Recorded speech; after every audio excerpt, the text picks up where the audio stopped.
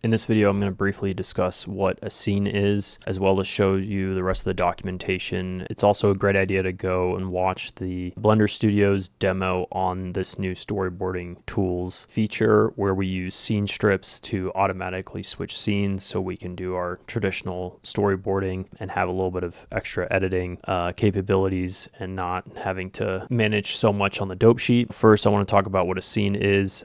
Just like Storyboard Pro, we essentially have these what we call scene strips in Blender.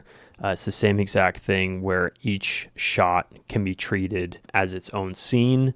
And instead of cutting up these scene strips down here into panels like you would with Storyboard Pro to have your different drawings, all you would be doing is adding your drawings up here in this scene, which if you go up here again, it's shot.001. This entire area up here is its own scene, and then if we scrub, it automatically switches to this other scene that's shot 002. So it's really important to understand that we're scene switching here, and then anything we draw in this first scene, this grease pencil object, this camera, this all lives within its own like 3D environment essentially.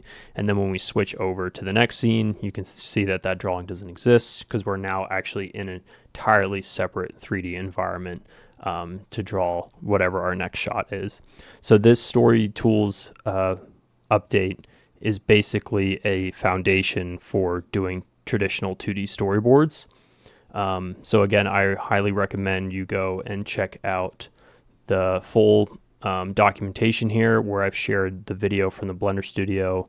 I also talk about what a scene is and how we can further utilize them when it comes to like doing 3D and doing previs. And so in this section, I talk about how we can actually bind individual cameras to strips. So all of this is laid out here.